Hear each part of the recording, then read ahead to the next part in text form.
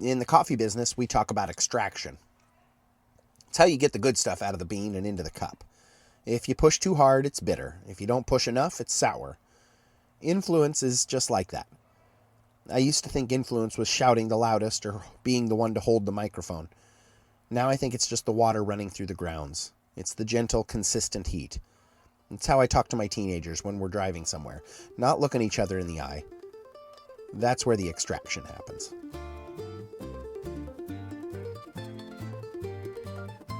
I'm Nick Walton. I'm a coffee roaster, I'm a dad, I'm a husband, I'm a wee farmer, and I can't stop thinking about the invisible scripts that run our lives. You're listening to The Values Sort. This is a field guide to the values that shape the patterns of thinking and behaviors that end up shaping our entire lives. This is essay number 9, Influence. Let's get into it. I am an influential person. I know this to be true. It's been this way all my life. It's something I've tried to learn to temper and make healthy for the people I love, the people who haunt my spaces. We can influence people or events in ways that are profoundly positive or profoundly awful. The choice is ours. The question here for this application is whether I value that influence, whether you value influence. Because we are all influential people. We are all like a great painting. All of our colors and hues and pigments touch and work in combination to create the larger whole. We are all influenced by one another, and while that carries the potential of abuse or mistreatment of the other, it's also an honor to be in relationship like that, don't you think? Let's talk about influencers. It's 2025 as of this writing, and we are surrounded on all sides by people demanding we be influenced by them. And I suppose we are. Perhaps not directly in all cases. I am beholden to very few members of the zeitgeist of TikTok and Instagram and I don't know, Discord servers probably, snaps. Every day we are aggressively advertised to on a nearly minute-by-minute basis, right?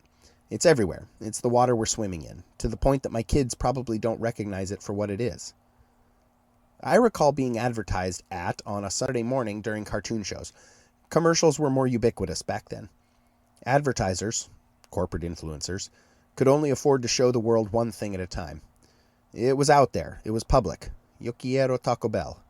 We all yo quiero'd the Taco Bell at the same time. We all saw the same Wheaties commercial. We all saw the same Where's the Beef ad at the same time on the same channel. Now everything is so ugly and crafted, so tailored specifically for us, for our own individual preferences and proclivities.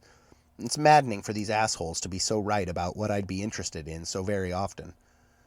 I am repelled by my own susceptibility to these messages honed in corporate boardrooms in order to extract an additional dollar from me. My children are less impacted by influencers than average because I closely gatekeep their involvement with social media. A sickly, filthy, untamed underbelly of society indeed. But I'm not foolish enough to think that they're uninfluenced. My middle child, as I write this, is watching a Minecraft video on YouTube.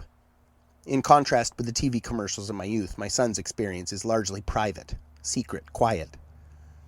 I am more than just a little bit concerned that this channel will funnel him into some kind of freakish white nationalistic hellscape from which there may be no easy return. Such is the nature of raising kids today. This is the hellscape. Walk ye in it. When influence is peddled, it is filthy. When influence is informed by greed or avarice, we've all seen it, we've all lived through it, it's gross. When it just is, when it just occurs naturally between lovers or friends, it can be beautiful. I attempt to influence my own kids every day. I attempt to influence my customers and my friends towards kindness and empathy and love and affection for fellow humans. We must be mindful of the ways advertisers would pretend to be friends or advocates.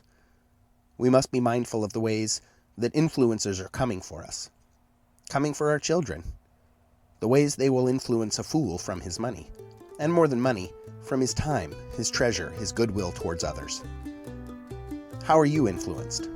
How do you influence others? Will you bludgeon others with extractive influence designed to protect yours alone, or will your influence be remembered after your name is forgotten?